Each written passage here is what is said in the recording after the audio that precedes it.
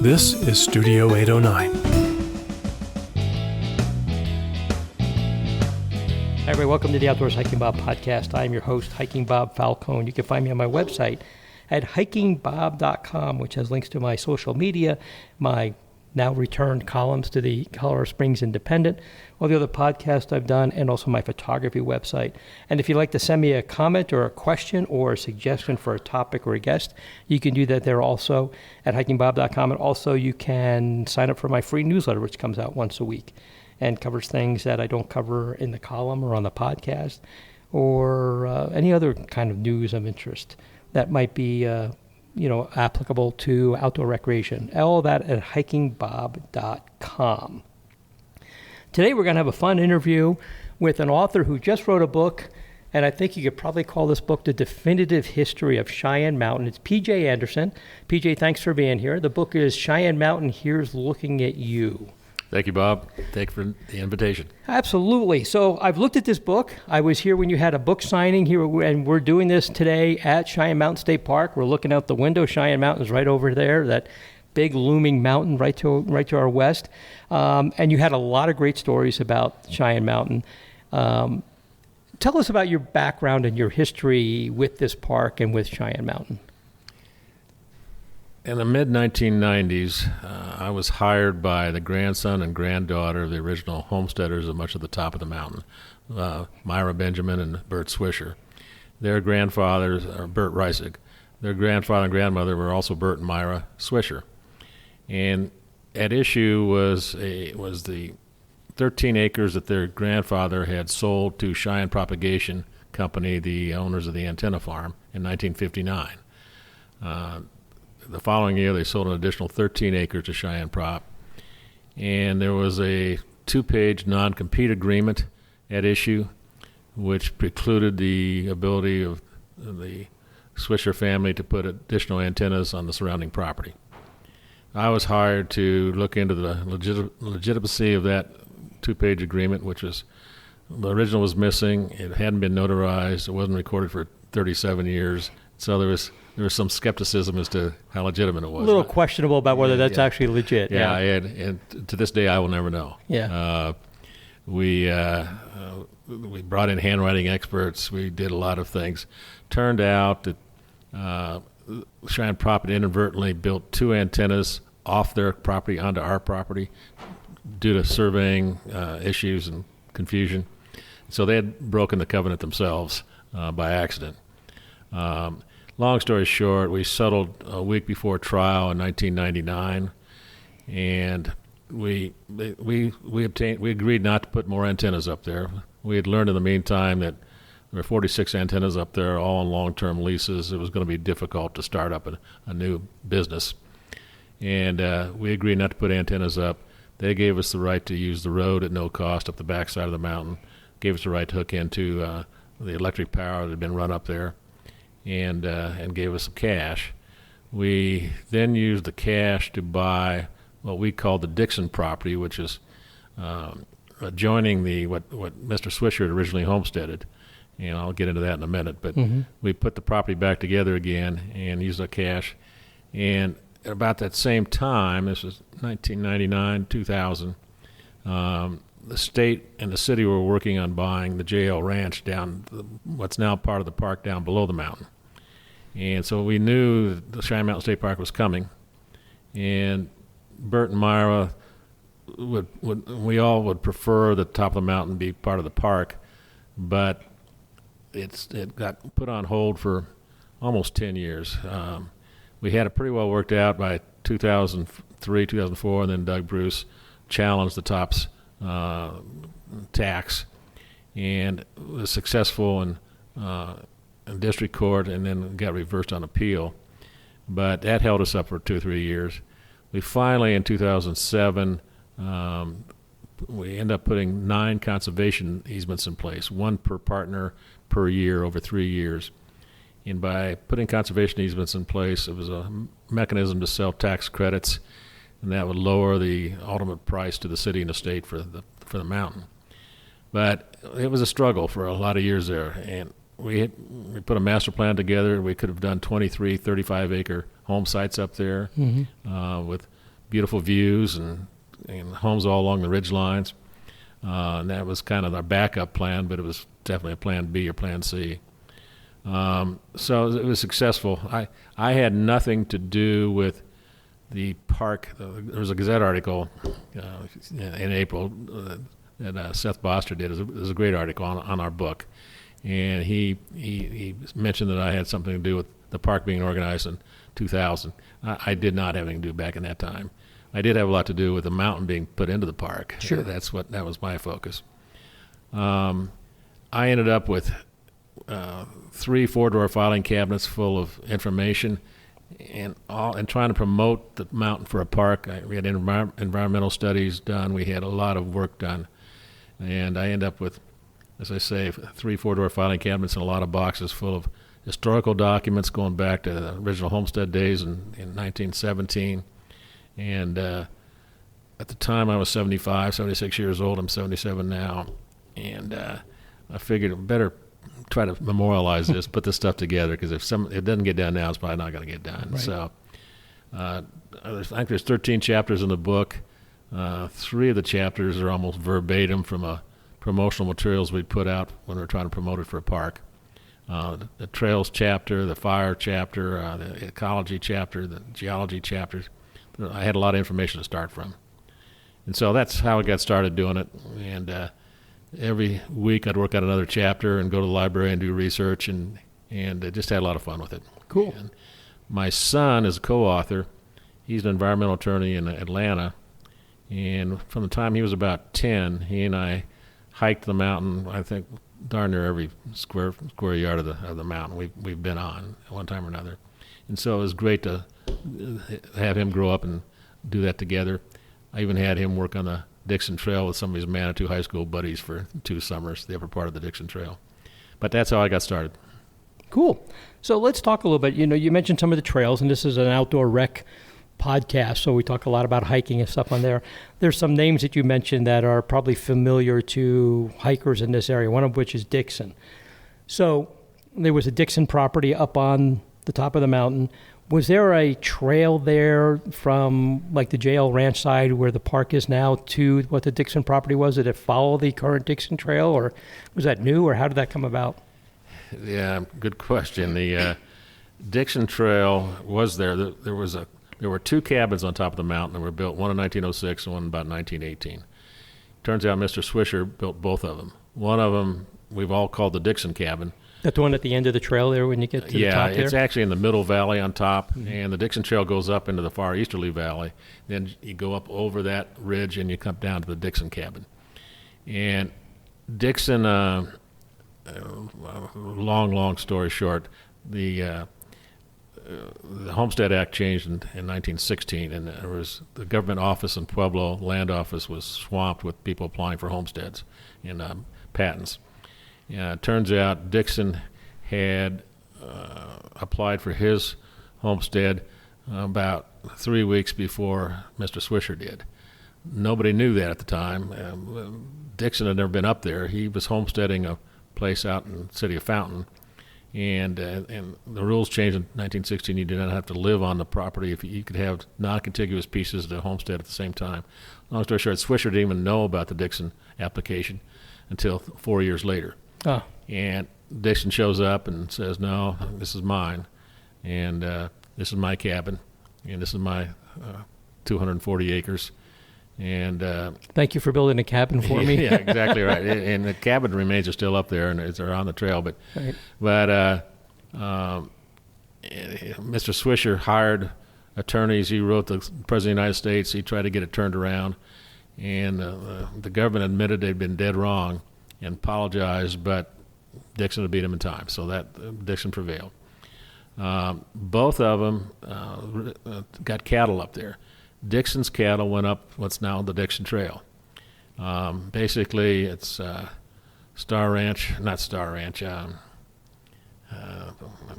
Pine Oak subdivision down below. Mm-hmm. There's an old road that goes up from there, goes up to what's now I think called North Talon within the park. And then the Dixon Trail takes off from there. It was a rugged trail back in those days. The new trail is a heck of an improvement.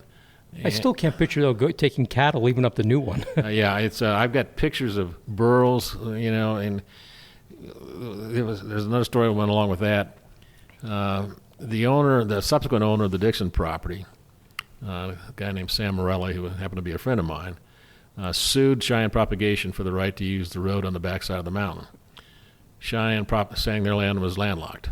Cheyenne Propagation defended that by saying, no, you've got this nice road going down called the Dixon Trail, Dixon Road, and introduced 30 pictures at trial of the Dixon Trail Road.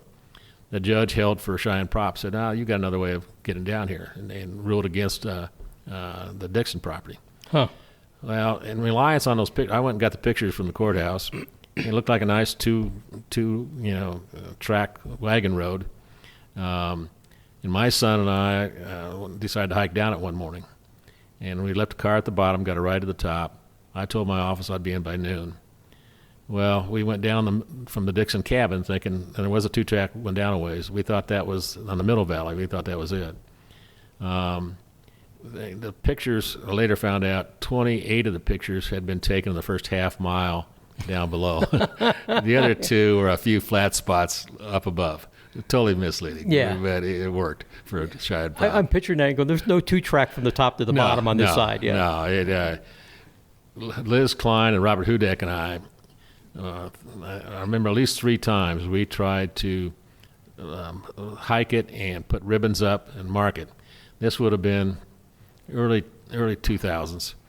And we tried it twice from the bottom. You get up to the saddle above North Talon here, turn right and go up, and it's okay for a ways, but then it gets real sketchy. Mm-hmm. It did then, and both times we were defeated. And so then we just said, well, maybe if we start from the top and come down, it'll be easier. So we did that, and it was easier, but we kept having to go back up and remove ribbons because we had just been wrong, and we finally got it figured out. Mm-hmm. And you could see rock ledges and stuff had been man-made. You could see where they'd done it. So I'm convinced, you're right. It's hard to visualize getting cattle up there. But he had to do it to prove up his homestead. Swisher, on the other hand, would bring his cattle up on what's now the Swisher Trail from Old Stage Road. It comes up on the west side of the mountain. And his wife, I've got old writings that she's written about bringing cattle up, horses and mules. He had a lot of mules. There's all the valleys up there have grass that in this time of year get up, waist high at least. Yeah. And that's Timothy grass, which is not native to Colorado. It's native to England. But in cool weather and altitude, it grows well, and it's good feed for cattle.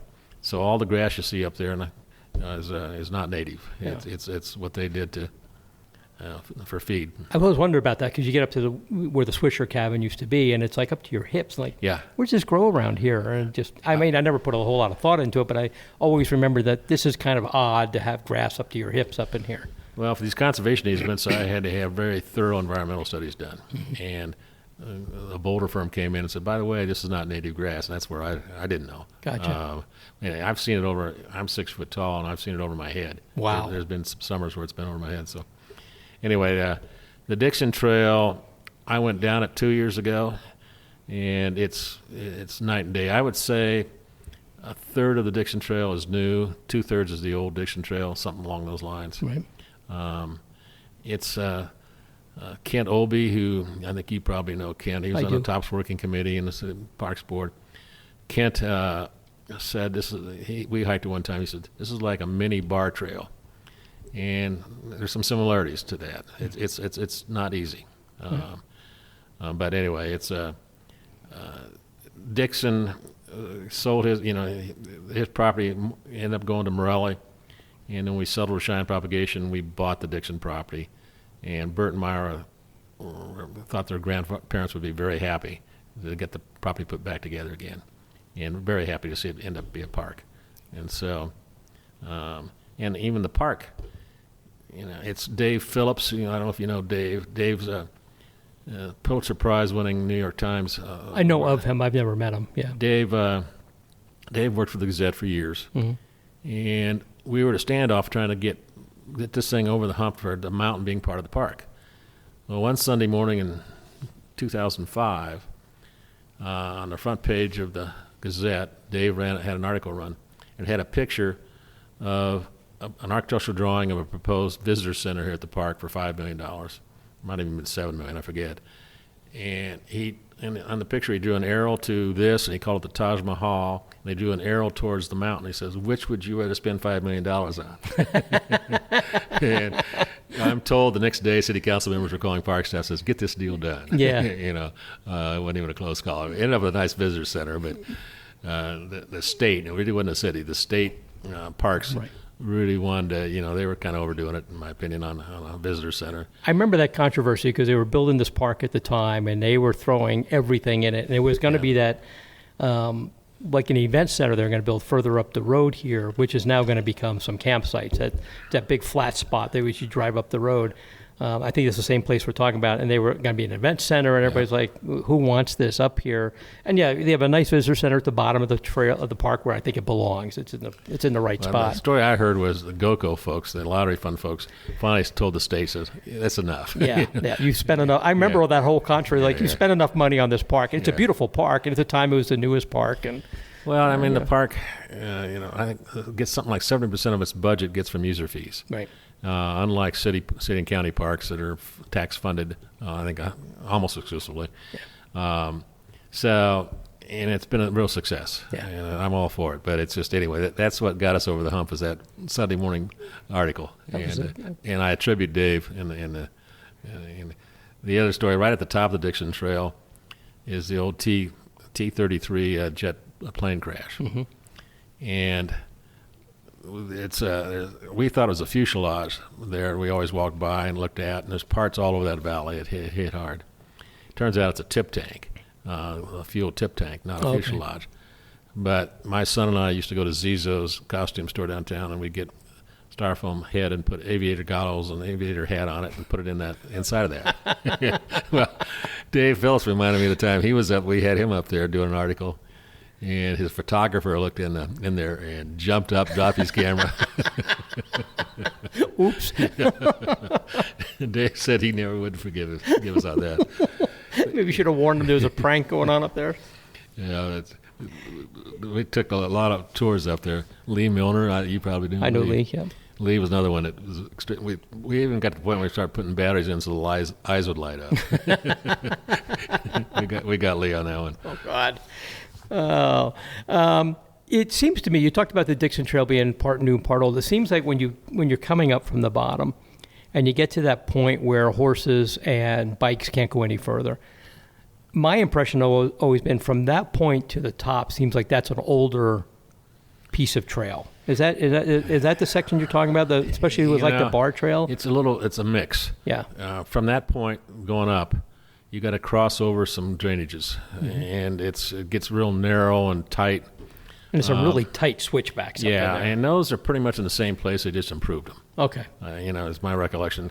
Coming down from the plane crash, again, with my son and 2 or 3 of his Manitou High School buddies, they didn't know what they were doing. I mean, they were having fun, but a lot of their work actually got used, and so it's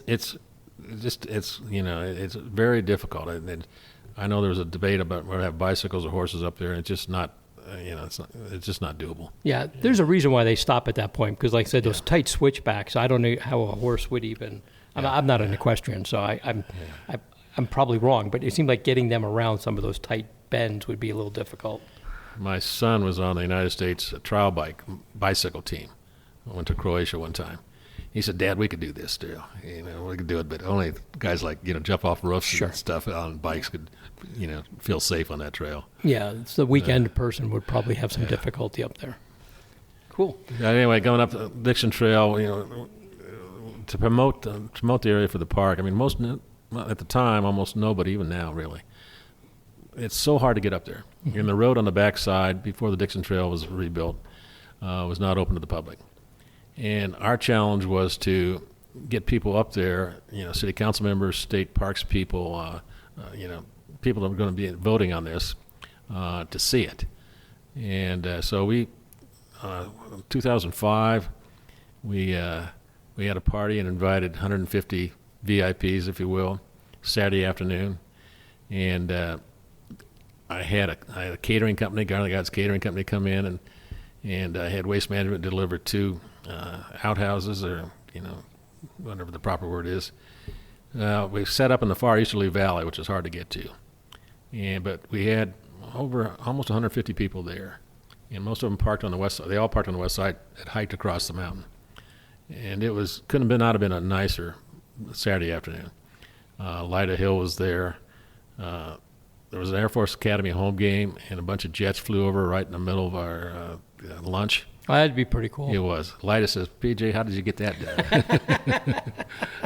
But in waste management, I probably shouldn't tell much of this story, but they brought 2 outhouses up there, and put one on the west side where everybody was parking, and the other one they delivered all the way over to the East Valley, and it's tough. Really hard to get to. And I wasn't there the day that when the time they dropped it off, but the guy was mad. He was swearing up a storm. He said, "If I'd known where this was, I would have charged you $10,000." And on and on. Well, it turns out when they came back a few days later to get him, he just left the other one over there. Oh, geez. And it had been used all afternoon. And this is October. I don't get back up there that far valley till maybe April. And the rubber waste management outhouse was missing. So I started looking for it. The bears had drug it all the way to the top of that valley. It's about, I don't know, I think I figured it's about 150 yards. And the door was sprung out of that. It was fine, and it was clean. That's what I'm going to say. Oh, God. Yeah, I know. Sorry about that. No, it's a good story. It's great. The bears had the courtesy to clean it for us. Well, good for them. Yeah, I know. And they're probably thinking, hey, well, look, we don't have to do it in the woods anymore. Yeah, I know. We ended up using that. We took it over to the other side of the mountain. We used it for 10 years. Anyway. Yeah, that's pretty cool. The other thing you mentioned was the Swisher family, the Swisher part of the property, which is kind of like over the other side. Right. And it's south of the towers. Get there. West of the towers. West of the towers. Okay. Yeah. Southwest. Kind of like, yeah, I know when you go up there, you kind of look towards, yeah. Yeah, it's southwest. Yeah, kind of southwest. That's a good description. Now that I think about it. So to get there, you take the McNeil Trail, which is the way I've always done. I guess there's another trail that comes straight up, but I've never been able to find that from Old Stage Road. And it looks like it's probably pretty much a straight up trail, the Swisher Trail. You know the story. I'll tell you. The homesteading laws in those times required that you live on the property for 5 years, at least 3 months of the year, to prove that you were and improve it. So they had a reason to give it to you, so you could do something with it. And, up until 1916, you had to actually grow crops. Well, they changed that to it included raising animals, and so Livestock Act they called it. So anyway, and that's how Swisher formalized his ownership of. I think it was 380 acres. So he built the second cabin on the property he'd homesteaded, but he was a town plumber in Manitou Springs, and he would work Mondays through Fridays in Manitou. They lived on South Royer Street, which is south of downtown Colorado Springs, or near downtown Colorado Springs. And he would for 3 months, for 3 years in the summer. He and his wife and 2 daughters would live in that cabin. On Monday mornings, he would hike down what's now called the Swisher Trail, cross the McNeil Trail, and go straight down to Old Stage Road. It now goes through some private property, the original trail. There's a newer Swisher Trail that got built some years later, and we caroned it along Old Stage Road, so it's there, and I've gone up it. He would then get on his bicycle. He'd ride to Manitou Springs. He'd work all day, go home on Royer Street. And he'd have his wife hike out to where the antennas are now and start a fire every night just to let him know that they were okay. Well, twice, according to family legend, she forgot to go light the fire. So twice, after dark, he rode a bicycle from South Colorado Springs up through the Broadmoor, up Old Stage Road, 4.5 miles, climbed up the Swisher Trail, probably got there about midnight, came in the front door, and family legend doesn't talk about what was said, so don't know. I can guess. Yeah. Mrs. Swisher, Myra, and the book is dedicated to Bert and Myra, both the original Bert and Myra and the grandkids of Bert and Myra. Mm-hmm. She had hair down to her ankles, according to the grandkids, and she ruled the roost. And one time she woke up in that cabin and had a pack rat in her hair, and she just laid there and let it work itself out. Oh, wow. I mean, that takes some crust. That's, yeah, that would, and no pun intended, would wig some people out. Yeah, that's right. One time, Myra, it's not in the book, Myra Ann, the granddaughter, told me this a couple of weeks ago that she got her husband to quit smoking. And one time he was out in the garage with a friend of his, and Myra came out, and he was smoking. He turned his back, swallowed the cigarette, Oh, my gosh. so that she wouldn't know that he was smoking. And his friend afterwards, after she left, said, "Did that hurt?" Said, "Not nearly as much as would have had she found out I was smoking." But she was a character, and he was a character. And they got in dispute with Dixon over, the homesteading stuff. Right. And that's all I know about that. History doesn't show any fights or anything after that. I think they didn't learn to live with each other. I probably figured they were the only two people up there. They could probably figure out how to make it work. Years later, this is maybe 15 years ago, Chris Lieber, who used to be the Tops guy. Mm-hmm. I know Chris. Chris and I got a call from granddaughter of Dixon, and she was from California, and she still had 20 acres off the south end of the mountain.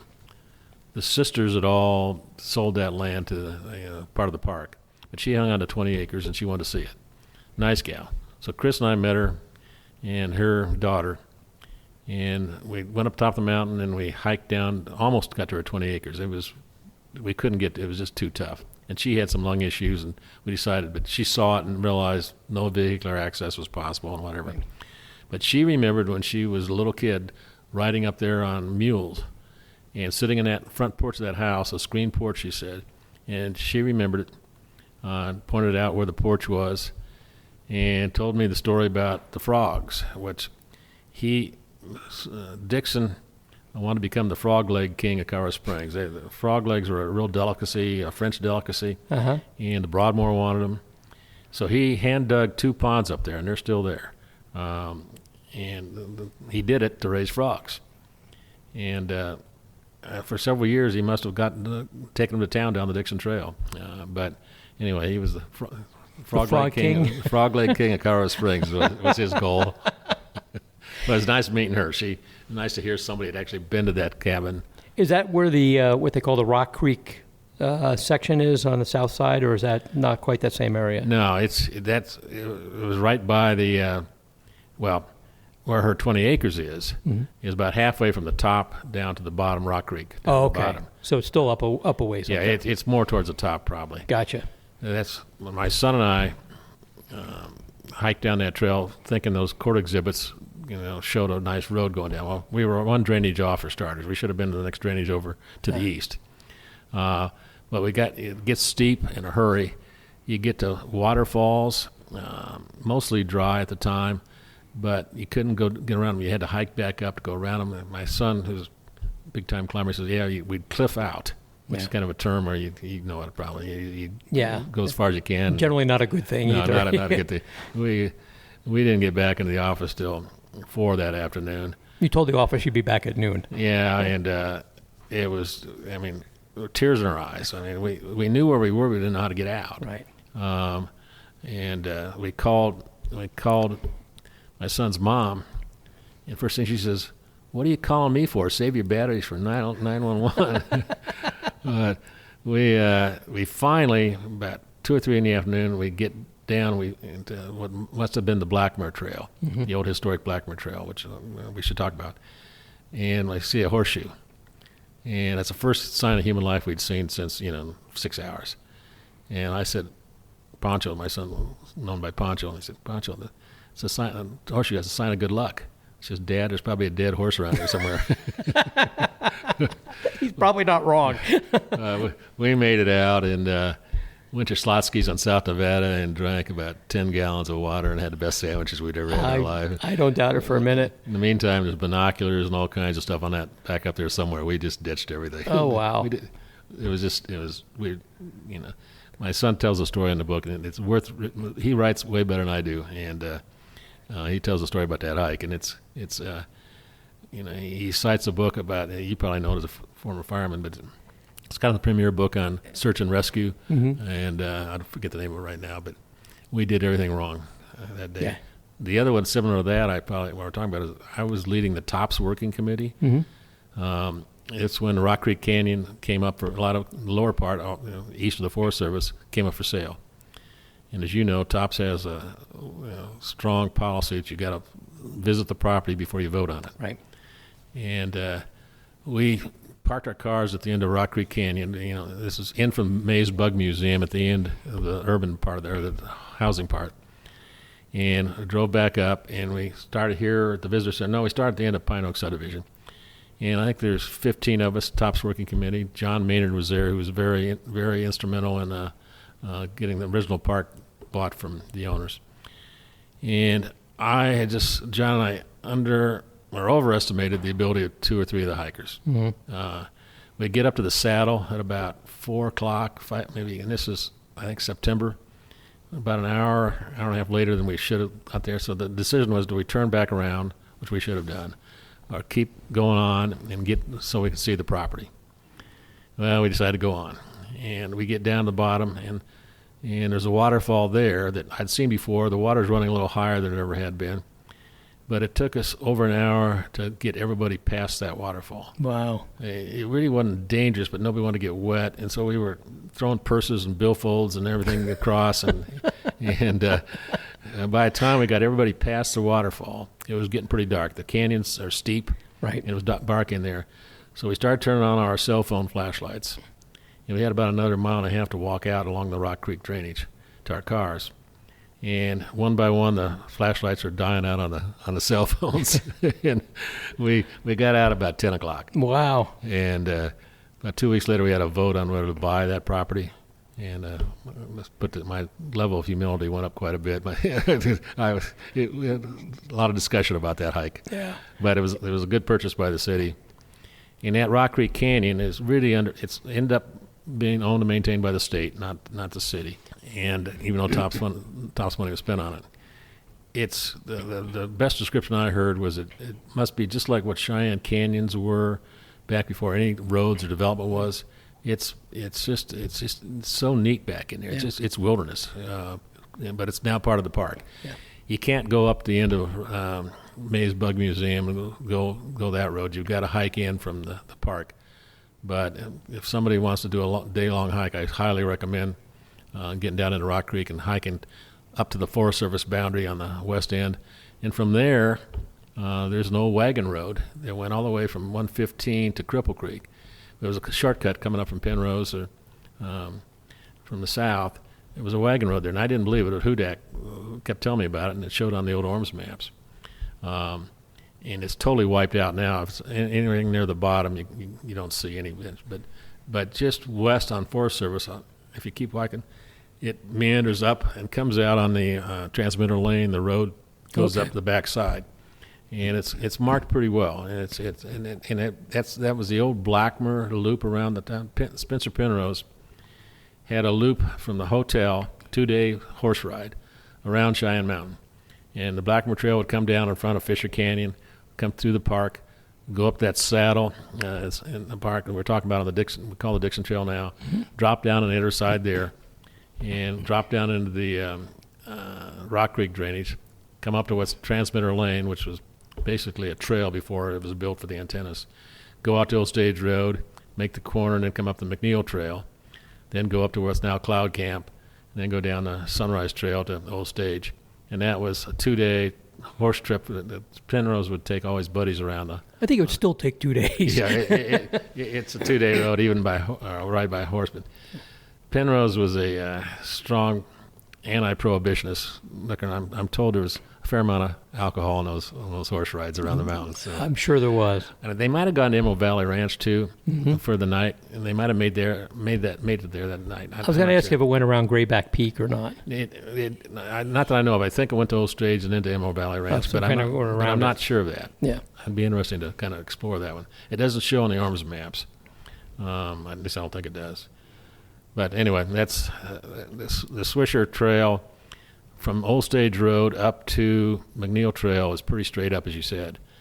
From there up to the top, even Mr. Swisher is getting tired. There's a bunch of switchbacks on it. It's a really terrible trail. I mean, it's not marked, and it's like straight up for like a quarter mile. It's a tough trail to do. Try doing it in the dark when you're worried about your wife. No thanks. No, that's. No. I'd be like, she'll be up there when the daylight. She'll still be there. She'll still be there. Let's talk about real quick the McNeil Trail. We kind of mentioned that trail on the other side of the mountain, the west side of the mountain. A really great trail. You and I talked about this a little bit. Really great trail, kind of runs around the west side of the mountain, comes over, and then kind of ends up where Fisher's Canyon is going to be. If you know where to look, you can kind of jump up on a rock and look across and see the top of Cloud Camp, some of the tops of some of the buildings. Never has been an official Forest Service trail. And much to the Forest Service's consternation, I've written about it in the past, and I argued with them that the trail's been here for 100 some odd years. I think it's just fine. But any idea how that trail, who was McNeil, and how did that trail end up there?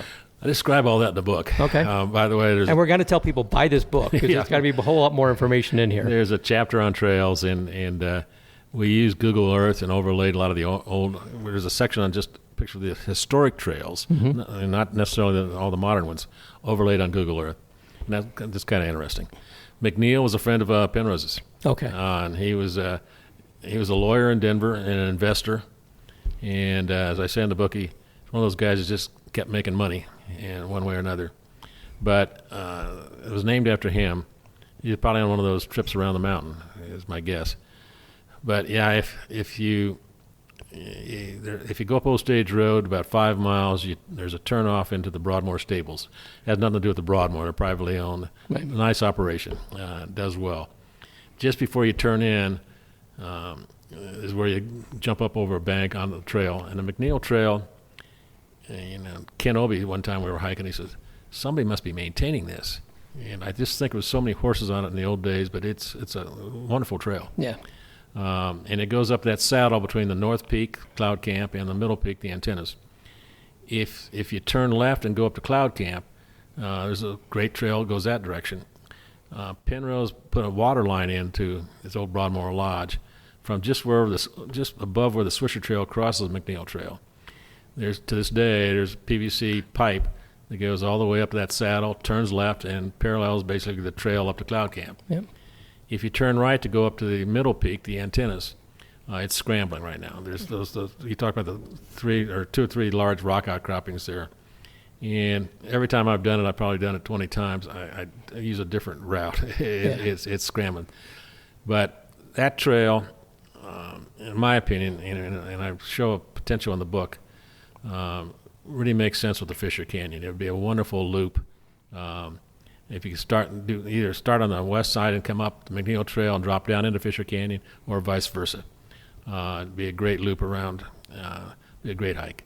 It would also allow you to connect in from the saddle up to the top of the Middle Peak, to improve that trail. And the original master plan for the park, I remember had a loop trail over that side, and that should happen. Yeah.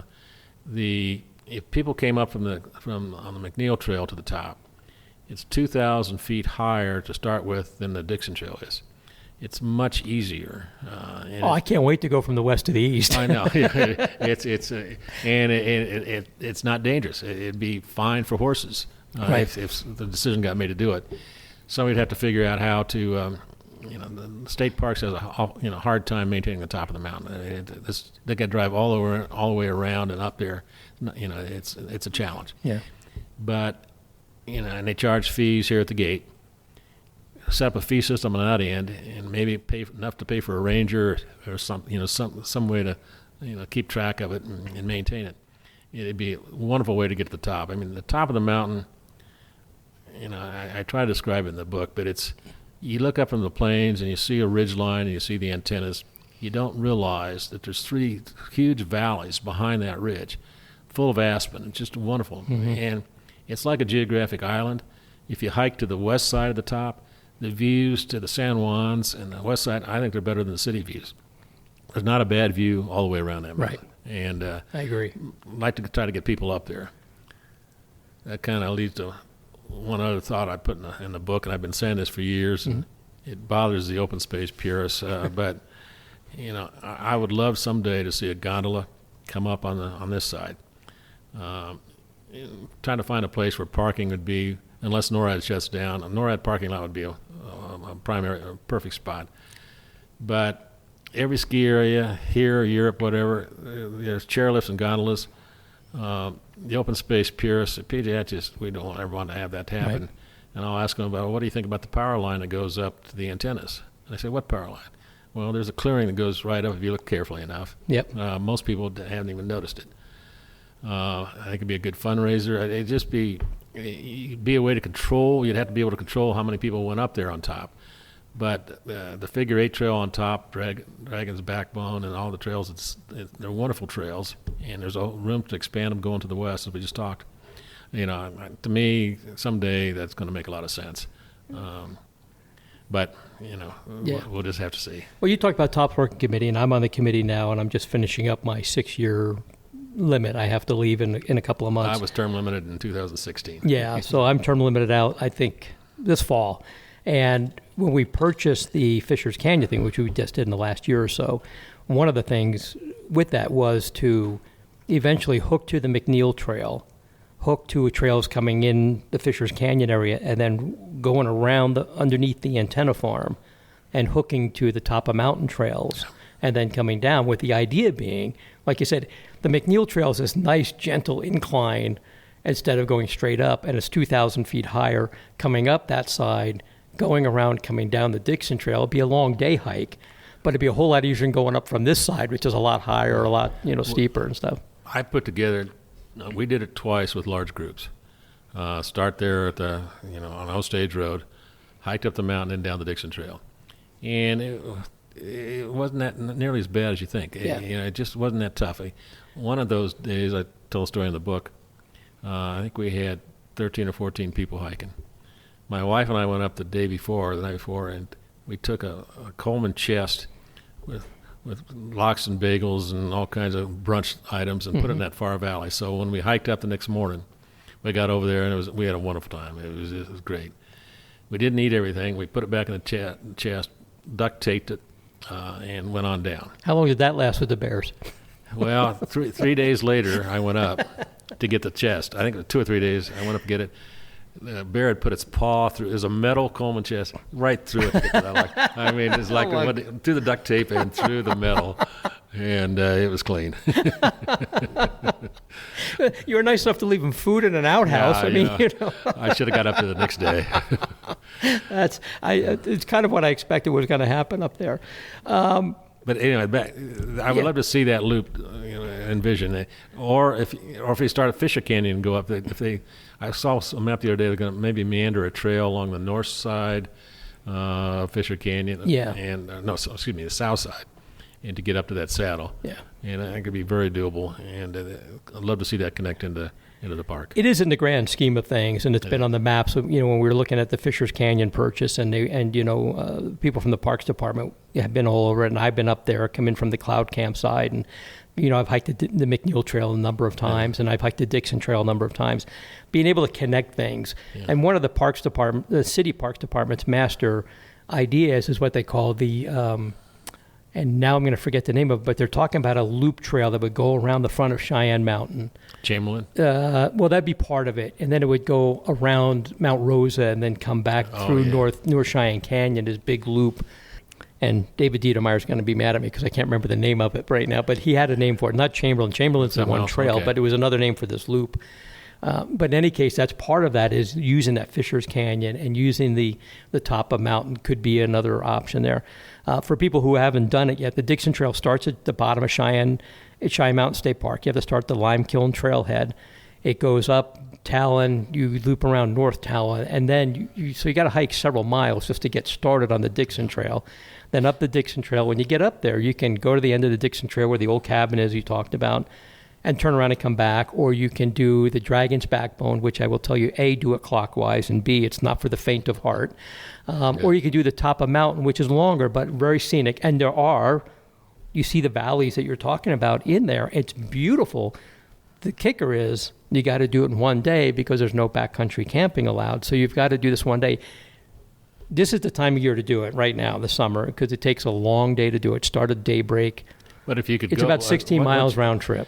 Getting from the visitor center up to the saddle, or up to North Talon, that's, I cheat. I go Pine Oak subdivision, but don't, Let's not tell anybody about that. No, don't do that. Yeah. We everybody promised the neighborhood not to do that. Right. And I have a friend that lives down there, so he let me park in his driveway. But once you're to the top, coming back down the Dixon is really tough on your legs. Yeah. If we could go across the mountain and come down the McNeil Trail, it'd be just fabulous. Or come back down through Fisher Canyon. Yeah, because that McNeil Trail is just a gentle incline. It just takes you down there. So eventually, hopefully, with this, and my understanding and the rumor has it is that there's pressure on the Forest Service to make the McNeil Trail an actual official trail. And that's what's kind of holding things up. The city is kind of in this quandary where they can't really hook up to an unofficial trail because that gets the Forest Service people mad at them.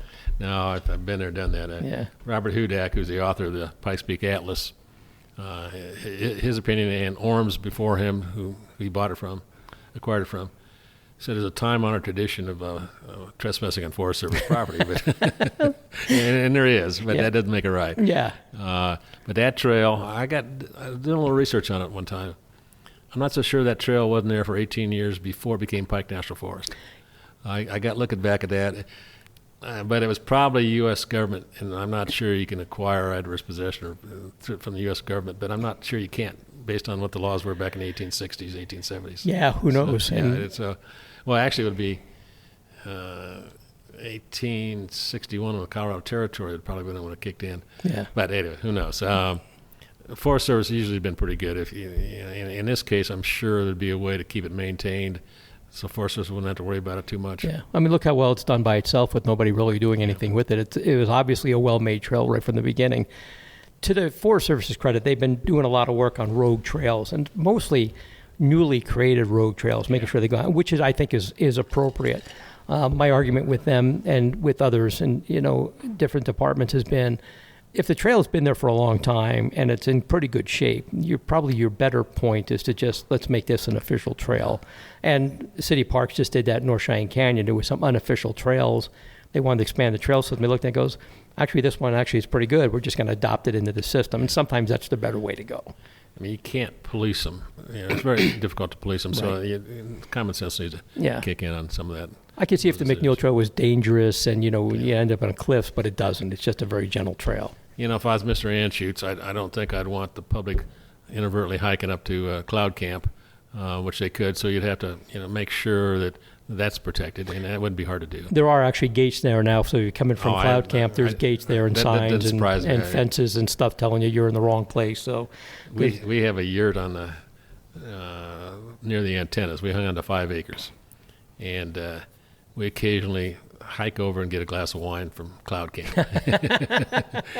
Takes me 45 minutes to hike over there and about an hour and a half to get back because it's 200 feet higher, not because of the wine. But. Oh, okay. Cool. So you mentioned real quickly the Blackmer Trail, which is other than the Dixon Trail, probably the highest trail. I think it's even a little higher than the North Talon Trail up the mountain from here. And there's a valley that splits the trails here in the park. So you've got the Talon Trail. Limekiln Valley. Yeah, Limekiln Valley. And then you've got the Blackmer and Cougar Shadow trails on the other side. So tell us a little bit about the Blackmer Trail. That actually it's a little loop now, but it used to be a much bigger trail. Well, there's a picture of it in the book, and I got it from we took the original 1913 Orms maps, shows the Blackmer Trail. Mm-hmm. And we overlaid it on Google Earth, as I said earlier, and it goes through the Broadmoor golf courses, what's now the golf courses, down through what's now the Broadmoor Resort Community, and ends up going up to that saddle we keep talking about above Talon, mm-hmm. North Talon clearing. And then it dropped down into the Rock Creek drainage. I thought it dropped straight down, went down that waterfall where I misled all the tops people. I later found out it contoured, kept going west, stayed above Rock Creek bottom, came out just short of the Forest Service line, and then went up Rock Creek a few hundred yards, then took off to the top up to what's now Transmitter Lane. Okay. And that's how they got around. So It was a well-used trail. I mean, looking at the history of trails, you probably know a lot more about this than I do, but in the late 1800s, all the fancy hotels back east, they were putting in trail systems. It was very popular to hike. And so Penrose, when he started up here, several years later, I mean, having come from back east. Yeah. That's what people wanted. Right. And so, but the book, we spent a lot of time on that, on the trail stuff. I was fortunate to, Hudak has the original Worms maps. And so I was lucky that they're not particularly accurate. And he'll be the first to admit that. Right. But for these historic trails, you get a real good idea where they were. Yeah, I've told people that if you get the Pikes Peak Atlas has become a really good historical reference, and I've tried finding some trails on there and been standing at those places, and the trails are just disappeared. They're just overgrown and eroded and gone. But it's a really great historical reference. You really get to see where stuff was built, 100 years ago or more. Yeah, and he's got narrative that goes along with a lot of his maps. It's fun to read. Yeah, Robert Hudak, one time, he's a cartographer. He's a good map maker. Right. One time I got frustrated. I said, "Here, I'm going to buy you a GPS for Christmas," and I did. And I think he probably threw it away. Ended up at Goodwill or something. Yeah. There's so much more we could talk about, but what I really want everybody to do is get a copy of this book. We're here at Cheyenne Mountain State Park. They have it for sale in the visitor center. You can get it in a paper-bound and a hardbound copy.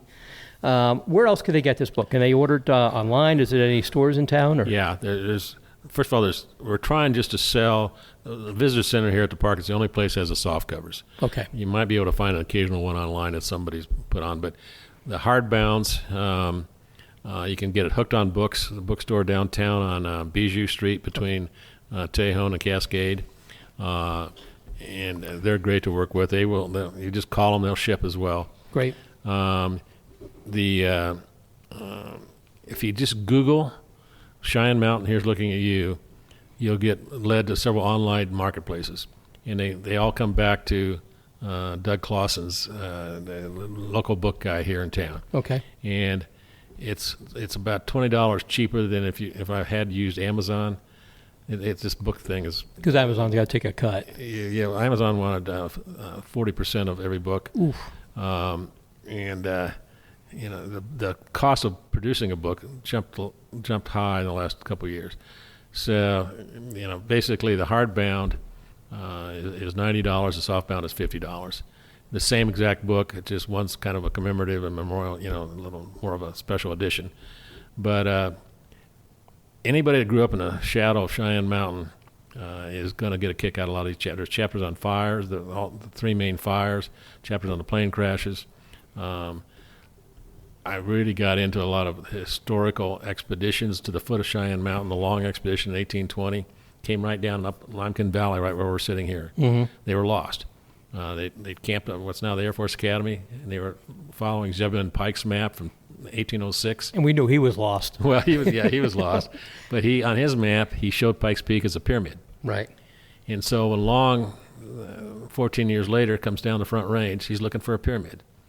And they camp at the Air Force Academy, get up at 5 in the morning, come down Monument Creek. They see a snow-capped mountain looking up the pass, but they don't recognize it as what Pike had said. So they then leave Monument and Fountain Creek, and they come along the foot of Cheyenne Mountain. And they get to Limekiln Valley here, and they go up the head of that. And I kind of figured out the last couple of weeks looking at it from 115. They were trying to get around Cheyenne Mountain to see if they could see it around the south side of the mountain, and so it kind of makes sense why they're going up the valley.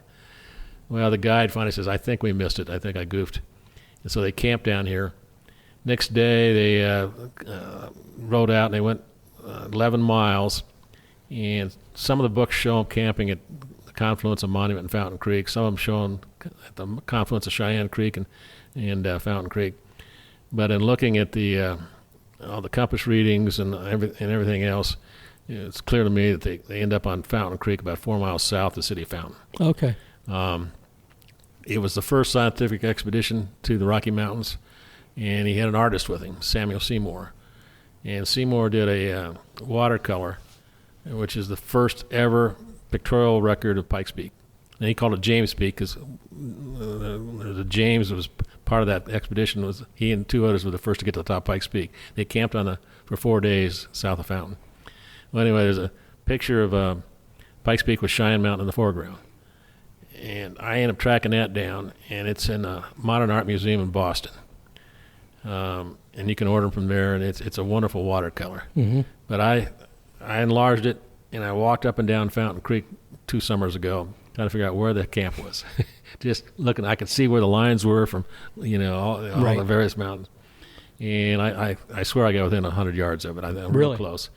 So and of course, in 100 years, trees have moved and gone. Well, 1865 was a flood. The whole course of the river changed. So you never know for sure. But I know I'm on the line, and we took a photo of it, and you compare the two. I remember seeing that photo, and I think you're pretty much dead on. It was eerie feeling being right in there. Yeah.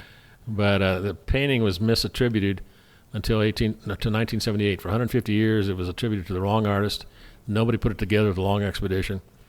The curator of the Western Art Museum in Denver in 1978 said, this is not a McMurtry, this is a Seymour painting. And talked to Boston, and they said, yeah, that's right.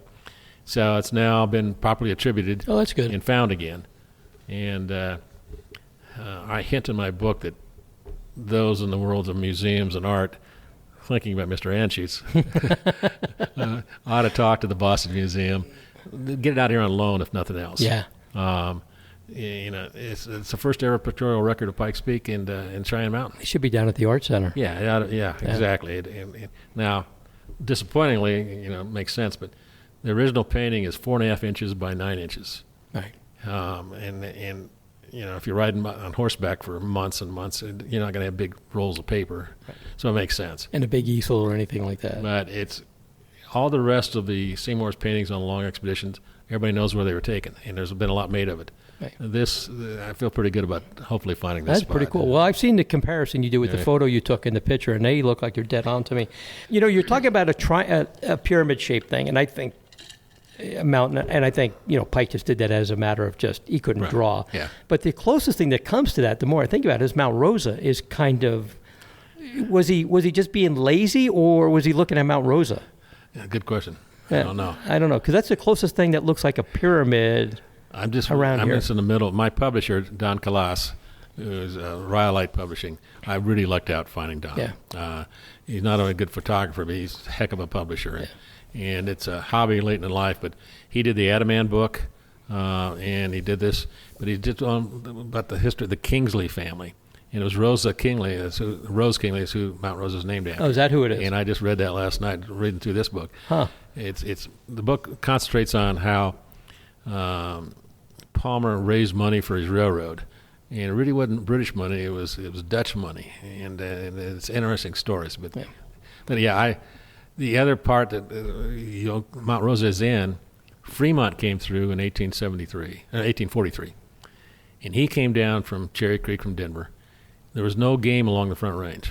So he took the Bijou drainage and ended up 7 miles northeast of what's now Peyton and camped there for 2 nights. And I've been out, found that site. And he had an artist with him.